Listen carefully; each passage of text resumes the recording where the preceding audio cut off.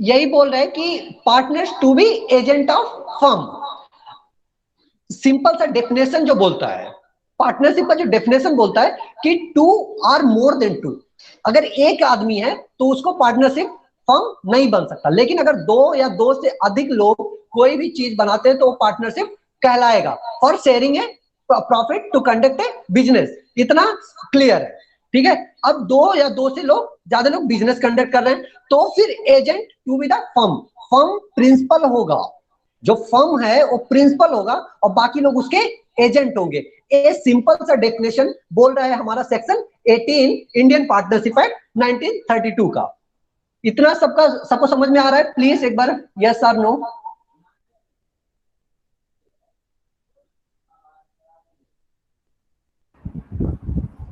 Yes sir. Yes sir. Okay, ठीक है। लेकिन एजेंसी जो फॉल होती है सेक्शन 18 में, उसमें क्या है कि क्या वो एजेंसी फॉल होती है वो हर पार्टनर के लिए फॉल होती है? तो नहीं, इसका आंसर है नहीं। एजेंसी का जो रिलेशन होता है हर पार्टनर के लिए नहीं होता है। किस पार्टनर के लिए नहीं होता है? स्लीपिंग पार्टनर के लिए नहीं होता है। दैट मीन्स जो एजेंसी का रिलेशनशिप है वो सिर्फ एक्टिंग पार्टनर के लिए फॉल होगा, ठीक है। अब एक्टिंग पार्टनर कौन है? अब एक्टिंग पार्टनर जो उस समय बिजनेस में इंडिविजुअली शेयरिंग प्रॉफिट का जो डेफिनेशन है सेक्शन 4 में पार्टनरशिप का, उसके अंदर फॉल कर रहे हैं, तभी वो लोग एजेंसी के अंदर आएंगे और सेक्शन 18 के अंदर कवर किए जाएंगे।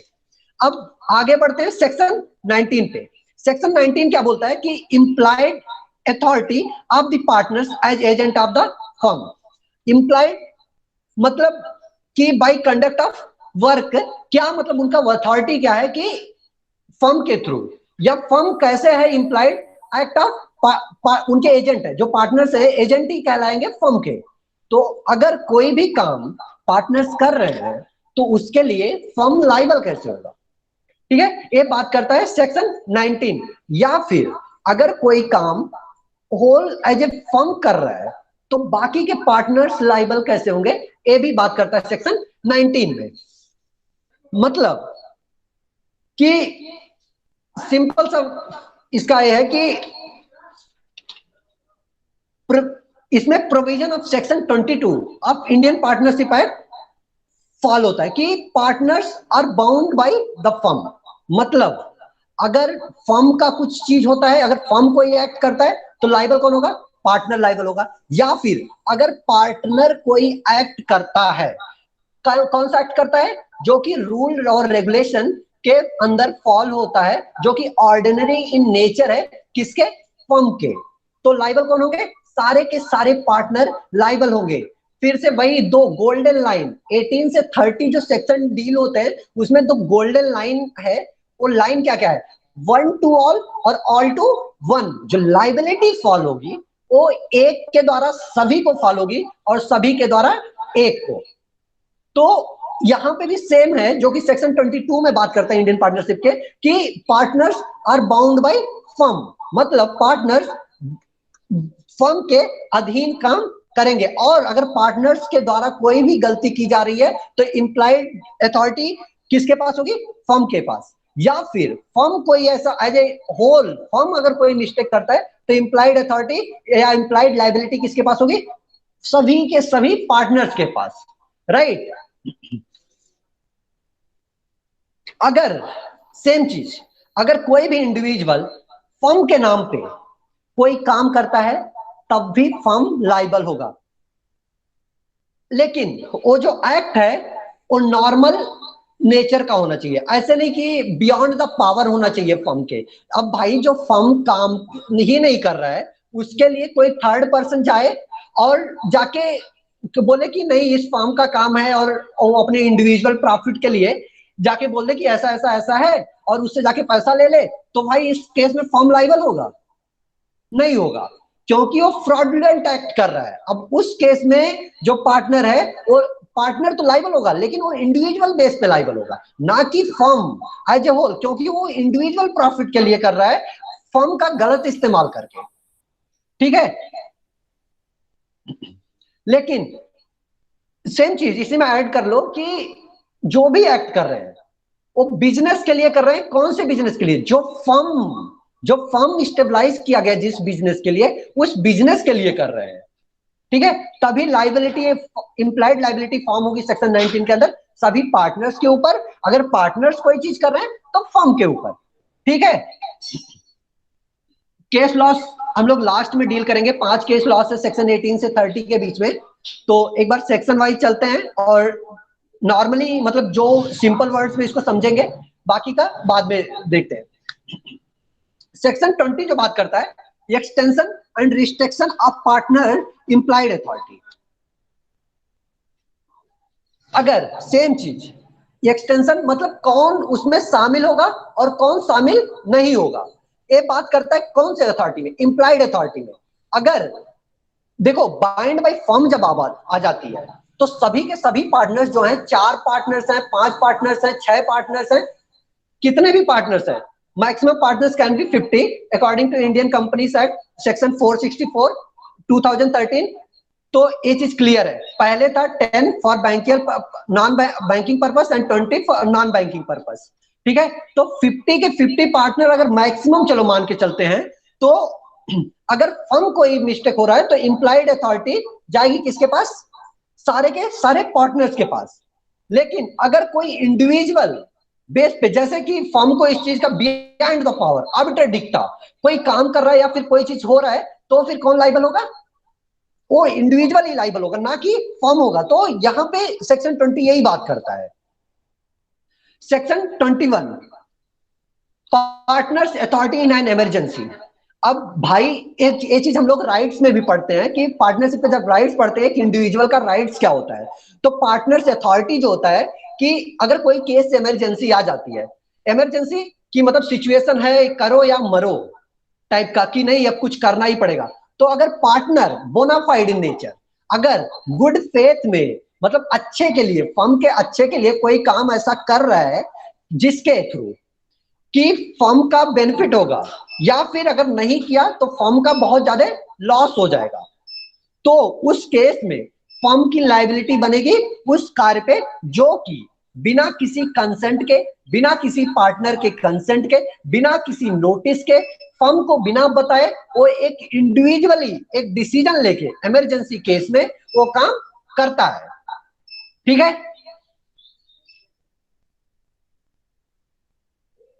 समझ में आ रहा है ना?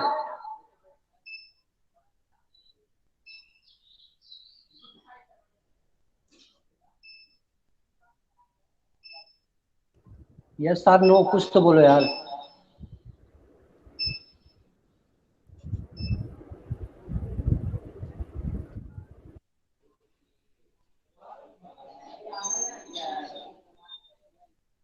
तो फिर आगे बढ़ते हैं। सेक्शन 22, सेक्शन 22 क्या बात करता है? Mode of doing act to bind the firm. मतलब कौन सा काम करें जिससे फर्म बाइंड रहेगा? कोई भी काम करे, लेकिन वो बिजनेस ऑर्डिनरी इन नेचर होना चाहिए। बिजनेस के लिए, कौन से बिजनेस के लिए? जिस चीज के लिए फर्म स्टेबलाइज है, उसके रूल और रेगुलेशन में वो चीज रहनी चाहिए। ये नहीं भाई कुछ भी कर दो, उस टाइप का नहीं होना चाहिए। जो जिस चीज के लिए फर्म है, जिस बिजनेस के लिए बोला गया, वही काम होना चाहिए। Section 23 effect of admission bye partner. तो अगर कोई भी पार्टनर, मतलब बहुत नॉर्मल चीज बोल रहा है कि अगर कोई भी पार्टनर अपने मन से स्वीकार कर ले कि ये चीज हो रहा है हमारे फॉर्म में, मतलब कोई गलती एक्सेप्ट कर ले, तो काइंड ऑफ एक एविडेंस माना जाएगा किसके अगेंस्ट? फर्म के अगेंस्ट,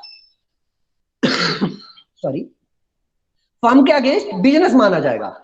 अब लेकिन कब माना जाएगा फर्म के अगेंस्ट? जो बिजनेस है वो ऑर्डिनरी इन नेचर होना चाहिए, मतलब सामान्य गतिविधियां फॉलो होनी चाहिए किसके द्वारा? फर्म के द्वारा। तभी वो चीज एविडेंस किसके अगेंस्ट कंसीडर। हेलो, हाँ सर, फॉर एग्जांपल बताओ ना। हाँ ठीक है, अगर इसका एग्जांपल देखें कि मतलब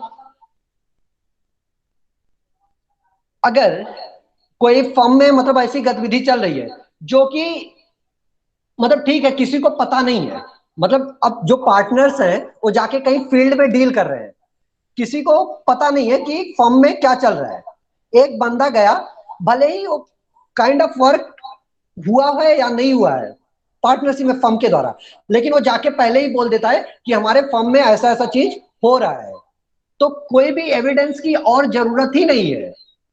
वो बंदा बोल दिया, वो एविडेंस हो गया किसके अगेंस्ट में? फर्म के अगेंस्ट में। अच्छा ठीक है। अच्छा, मतलब वो जो बोला उसी को एविडेंस मान लेंगे, ऐसा है? हाँ, अच्छा मान सकते हैं, मतलब मान लेंगे ऐसा नहीं है, मान सकते हैं।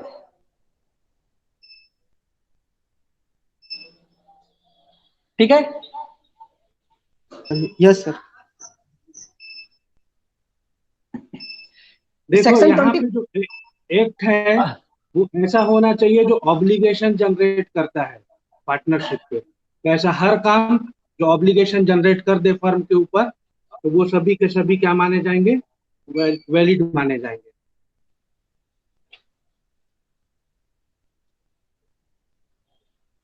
सर क्या बोले सर, एक बार और बताना तो। देखो कोई पार्टनर है या कोई थर्ड पर्सन भी है, अगर हाँ जाके कोई ऐसा काम करता है जो उस हाँ फर्म के लिए ऑब्लिगेशन जनरेट कर देता है। ऑब्लिगेशन जनरेट करने का मतलब है कि लायबिलिटी, जैसा अगर किसी कार्य हाँ का परिणाम अगर ऐसे होता है कि वो हाँ। फर्म आबद्ध हो जाता है, तो वो वैलिड समझा जाएगा। अच्छा ठीक sir. Section 24, effect of notice on acting to partner. मतलब एक नोटिस का मतलब क्या मान्य रह जाएगा अगर वो किसी एक पार्टनर को दिया जाता है। तो इसमें वही फिर से रूल अप्लाई होगा जो बताया था कि 1 to all और all to 1। किसी एक को नोटिस दिया जाता है तब भी पूरे फर्म को समझो नोटिस दिया जा रहा है, या फिर पूरे फर्म को नोटिस दिया जा रहा है तब भी समझा जाएगा कि सबको नोटिस दिया जा रहा है। लेकिन फिर से वहां पे यही अप्लाई होगा कि जो पार्टनर है वो वर्किंग पार्टनर होने चाहिए। मतलब जो पार्टनर है उस जो फर्म में वर्किंग होना चाहिए, ना कि स्लीपिंग पार्टनर होना चाहिए। अगर स्लीपिंग पार्टनर को दिया जाता है तो फिर उसको नोटिस वो वैल्यू नहीं रह जाएगी। ठीक है। लेकिन वो जो नोटिस दिया जा रहा है accept in case of fraud, अगर किसी एक को दिया जाता है उसके मन में फ्रॉड इन नेचर है और वो किसी को नहीं बताता है, किसी भी पार्टनर को नहीं बताता है और फिर बोल देता है कि मैं इस फर्म का पार्टनर नहीं हूं और मैं निकल रहा हूं, और निकल गया, तो उसके बाद आप लाएंगे कि नहीं मैंने नोटिस दिया था, तो उस केस में फ्रॉड करने की कोशिश कर रहा हूं, तब उस नोटिस का भी कोई वैल्यू नहीं रह जाएगा और फर्म लाइबल उसके लिए नहीं होगा। अब सेक्शन 25 से लेकर सेक्शन 27 तक बात करता है कि liability to the third party. Section 25 बोलता है the partner are jointly and severally are liable. मतलब पार्टनर जो है, जैसे बोला था कि एक फर्म में चलो मान लेते हैं कि 4 पार्टनर हैं। अब 4 पार्टनर कौन कौन? ए बी सी और डी। अब चारों ज्वाइंट अगर फर्म के थ्रू कोई भी मतलब मिस्टेक होती है या फिर किसी केस में जाते हैं तो फिर ज्वाइंटली लाइबल है। इवन और तो ज्वाइंट के साथ साथ अकेले भी लाइबल है, ज्वाइंटली और सेवरली। मतलब जितना वो अकेले लाइबल है उतना ज्वाइंटली लाइबल है, और जितना ज्वाइंटली लाइबल है उतना इंडिविजुअली भी लाइबल है। ठीक है। और सेक्शन 26 बात करता है कि liability of firm for wrongful act done by partner. अब चलो ठीक है, अगर रॉन्गफुल एक्ट किया जाता है किसके द्वारा? किसी एक इंडिविजुअल पार्टनर के द्वारा, लेकिन किसके लिए किया जा रहा है रॉन्गफुल एक्ट? फर्म के लिए। फर्म कौन? जिसको वो सारे पार्टनर्स मिलके बनाए हैं, उसके नाम पे उसके बिहाफ पे कोई एक इंडिविजुअल रॉन्गफुल एक्ट कमिट करता है, तो फिर इस केस में लायबिलिटी किसकी रहेगी? तो इस केस में भी सारी की सारी लायबिलिटी फर्म की रहेगी।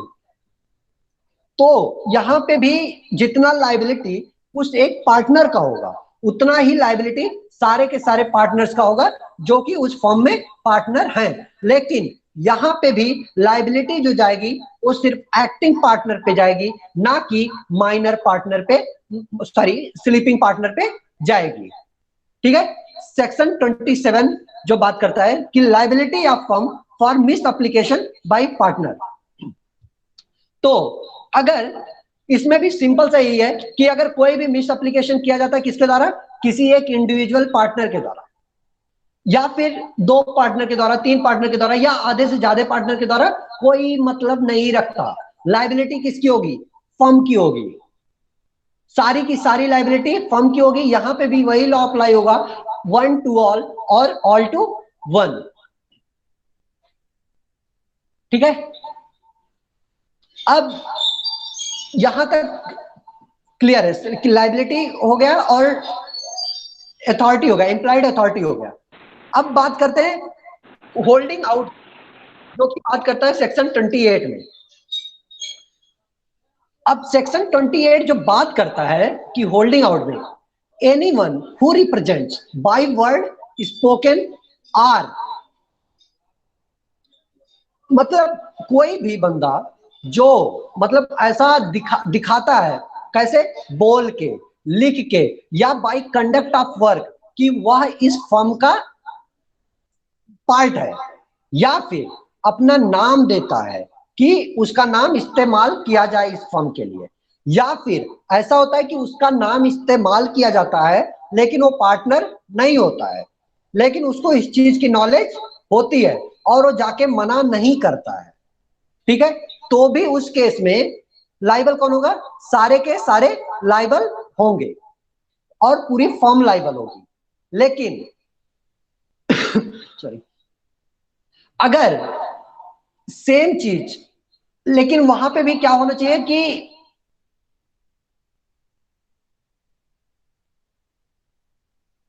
इस्तेमाल करो, लेकिन उसके बाद भी इस्तेमाल करते हैं तब वो बंदा लाइबल नहीं होगा।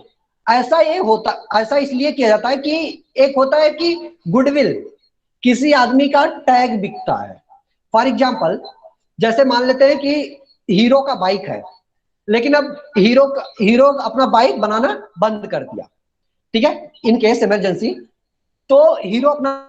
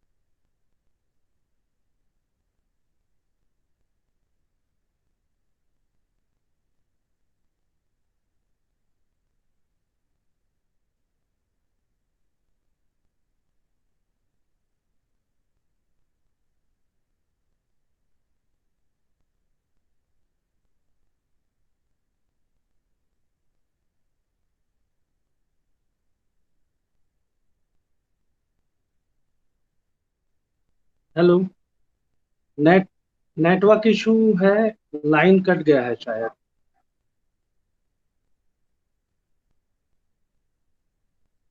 हेलो, आवाज आ रही है? Yes sir. Yes sir. हम्म, चलो रिज्वाइन करते तक बताओ कुछ, क्या समझ नहीं आया है।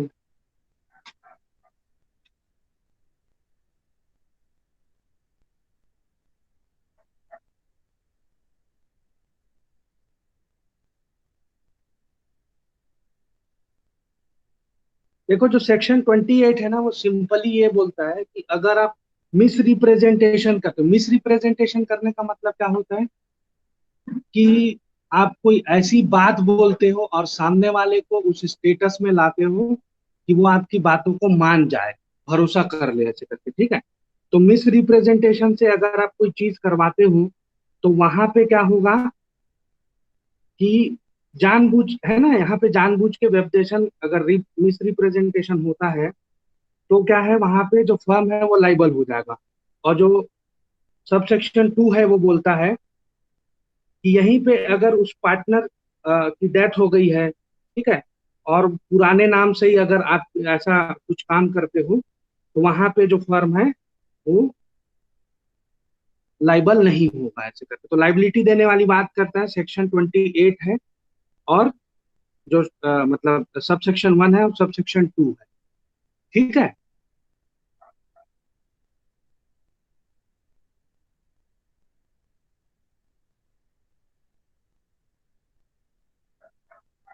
हो गया सेक्शन 28 क्लियर?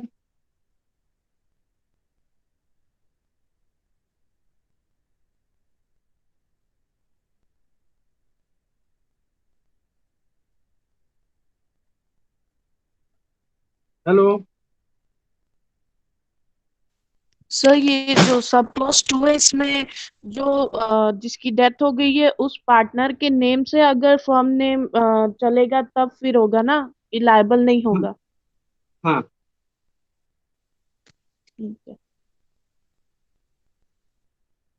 क्योंकि देखो, जैसे ही पार्टनर का डेथ हो जाता है तो वो जो हमारा पार्टनरशिप है वो तो खत्म हो गया, लेकिन उसके गुडविल जो है, या अब ऐसे समझते हैं कि उस फर्म के नाम से आगे काम किया जाता रहेगा, तब यहाँ पे लाइबिलिटी नहीं बनेगा।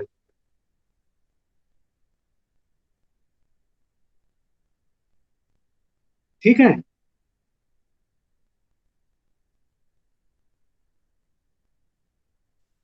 सर सेक्शन 27 एक बार और बता दो ना। हम्म। ठीक है, देखो 27 क्या बोलता है कि liability of a firm for miss application by partners, ठीक है, भागीदारों द्वारा दुरुपयोग के लिए किए जाने का दायित्व। जो ये क्या बोलता है कि ठीक है, ऐसे समझा जाता है कि जैसे जो पार्टनर जैसा दिखता है ना, वो क्या करता है कि वैसे अथॉरिटी के साथ में अगर किसी थर्ड पार्टी से कोई रकम उधार ले लेता है, ठीक है, या प्रॉपर्टी रख लेता है, और उसके बाद उसको क्या करता है, मिस अप्लाइज करता है, ठीक है, तो मतलब उसको यूज कर लेता है, मिस यूज करता है, समझो, यूज नहीं कर लेता, ठीक है। तो यहाँ पे क्या होगा कि जो फर्म को लॉस होगा, है ना, उसके लिए वो जो पार्टनर है वो क्या करेगा, कंपनसेट करेगा फर्म को जो लॉस होगा उसके लिए। बी जो है वो ये बोलता है कि ऑर्डिनरी बिजनेस जब आप करते हो, ठीक है, तो किसी थर्ड पार्टी से फिर वही अगर कुछ रकम प्राप्त करते हो या प्रॉपर्टी प्राप्त करते हो, ठीक है, और भागीदारों में से उस धन या संपत्ति का जब वह फर्म को अभिरक्षा में है, मतलब फर्म के पास पहुंच गया है, इस कंडीशन में ऐसा समझ सकते हो, है ना, और उसके बाद क्या होता है, उसका मिसयूज करते हैं वो, तो भी जो है वहां पे फर्म के बिजनेस को जो लॉस होगा उसको कंपनसेट करना पड़ेगा पार्टनर। ये बोलते हैं तुम्हारा सेक्शन 27, ठीक है। Yes sir.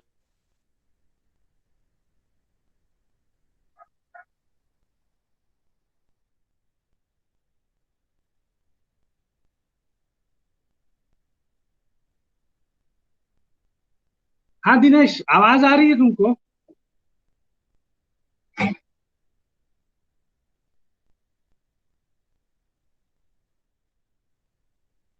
तुम्हारी आवाज नहीं आ रही, लेकिन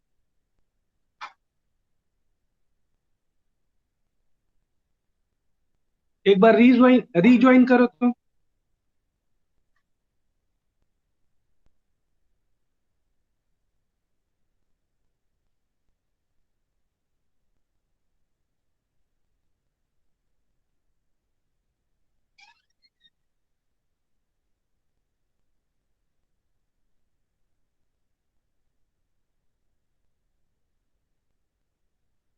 आलोक चौधरी वाला जो अकाउंट है उससे लॉगिन है? मेरे ख्याल से तुम्हारे पर्सनल फोन वाले से ना लॉगिन नहीं है।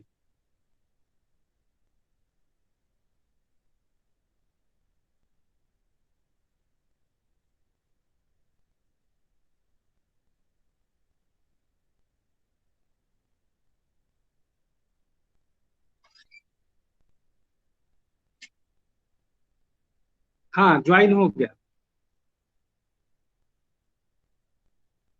माइक ऑन कर लो।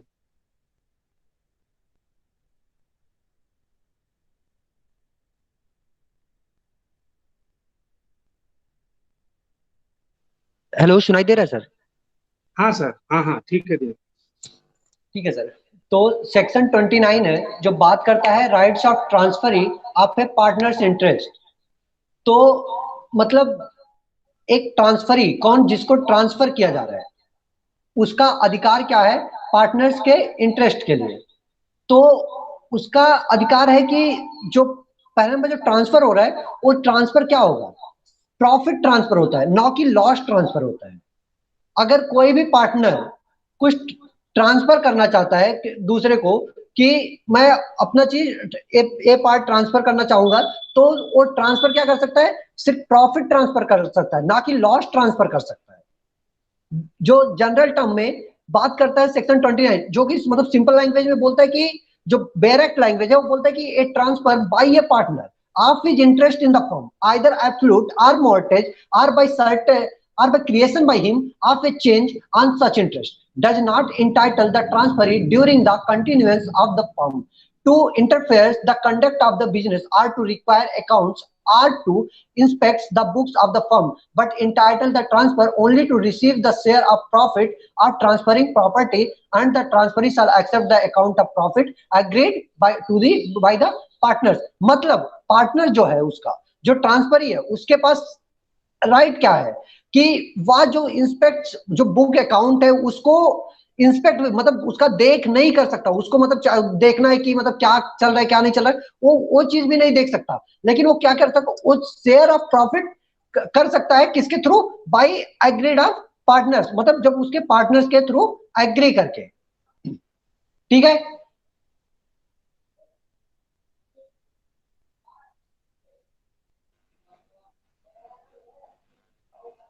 लेकिन अगर दूसरा पॉइंट बोलता है कि अगर फर्म डिजॉल्व हो जाता है तो जो ट्रांसफरिंग पार्टनर है, तो जो ट्रांसफरिंग पार्टनर वो सीजेस टू बी पार्टनर हो जाए, मतलब वो अब नई पार्टनर नहीं रह जाता है।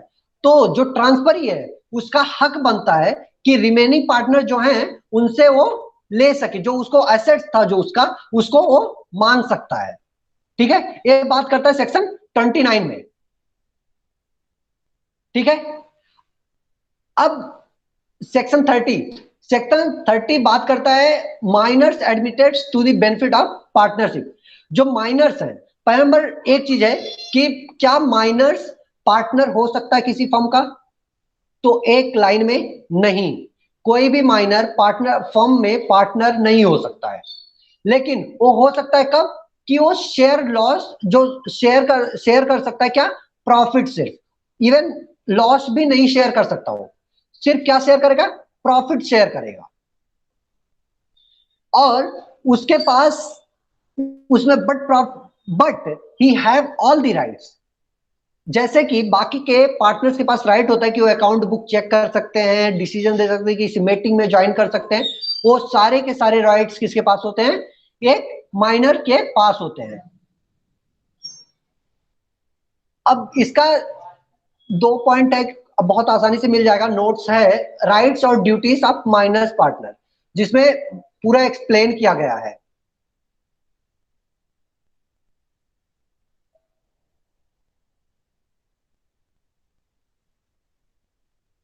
अब इसमें एक बात ये भी बोलता है कि अगर कोई भी person minor as a minor firm में मतलब शामिल किया जाता है, और बर्डन ऑफ प्रूफ किसके पास होगा, तो 6 महीने के अंदर उस इंसान के पास होगा जो बोलता है कि ये बंदा माइनर है। मतलब अगर किसी बंदे को माइनर नहीं शो करते और पार्टनर शामिल कर लेते हैं, तो और कोई मतलब ऑब्जेक्शन कर रहा है कि ये बंदा माइनर नहीं है, मेजर है, तो प्रूव कौन करेगा, करेगा वो बंदा जो बोल रहा है कि ये माइनर है। कब, कितने दिन के अंदर, 6 महीने के अंदर। ठीक है।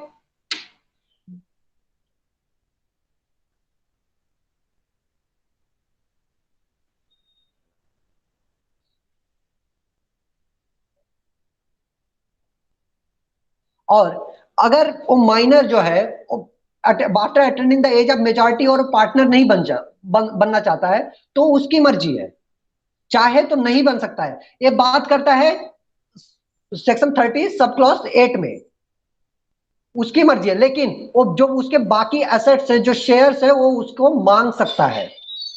ठीक है,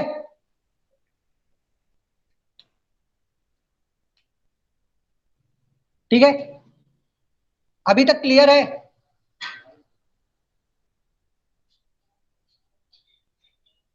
यस सर। ओके, ठीक है। तो अभी हम केस लॉस डील करेंगे।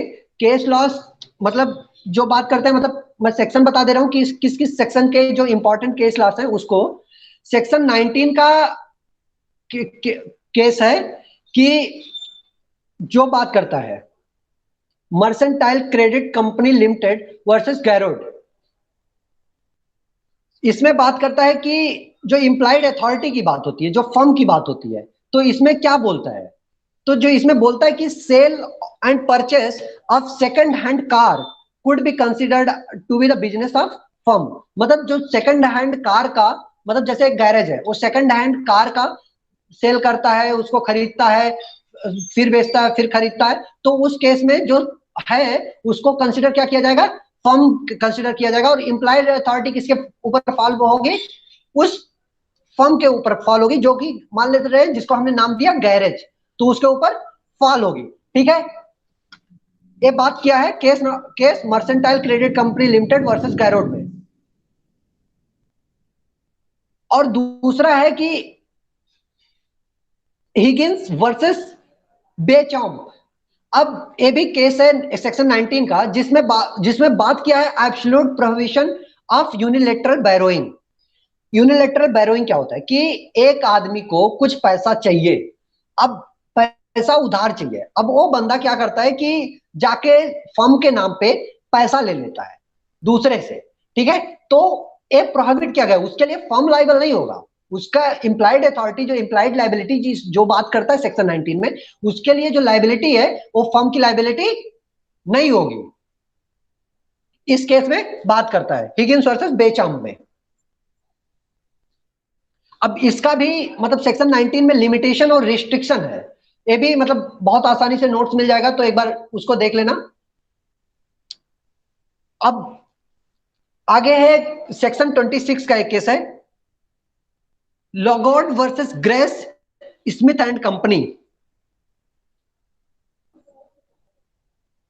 अगर कोई बंदा है तो पैसे का, फर्म का पार्टनर है, मान लो ए बी सी डी है, एक फर्म है। ए क्या करता है कि पैसा लेता है किसी थर्ड पार्टी से और उसको गलत इस्तेमाल कर देता है, तो अब उस केस में कौन लाइबल होगा?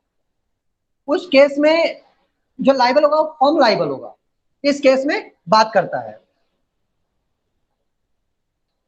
और सेक्शन 28 का होल्डिंग आउट का केस है वॉ वर्सेस कर्व। मतलब इसमें बात करता है, अगर वो कोई बंदा, मतलब मैं बोला था कि अगर कोई अपने मन से नाम देता है, सिर्फ पार्टनर नहीं है, उसका कोई प्रॉफिट नहीं है, सिर्फ नाम देता है कि मेरा नाम इस्तेमाल कर लो अपने फर्म में, तब भी वो लाइबल होगा।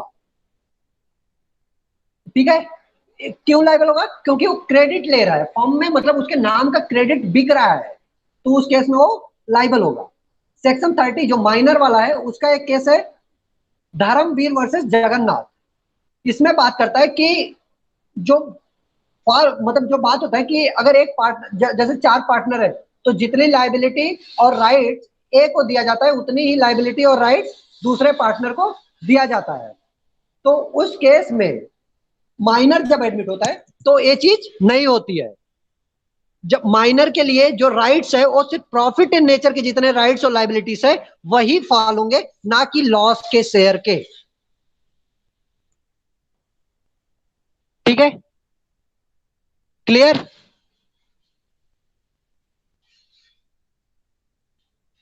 That's it from my side. अगर किसी को कोई डाउट है तो पूछ सकता है।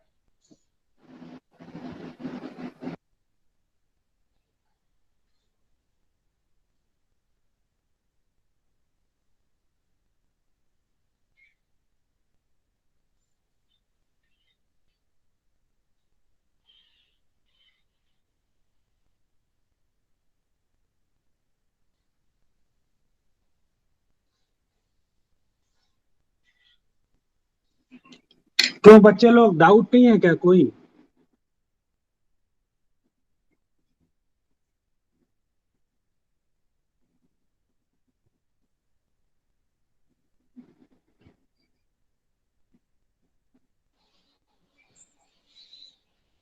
हाँ दिनेश, थैंक यू। सर। तो मैं जहाँ पहले पढ़ाता था वहाँ ये दिनेश मिश्रा जो है, आप लोग की जो आज क्लास लिया है, वो मेरा फेवरेट स्टूडेंट था। मतलब ठीक है, और पढ़ाई में भी बहुत अच्छा है। तो आज की क्लास का कोई अगर डाउट होगा आप लोग का तो पूछें।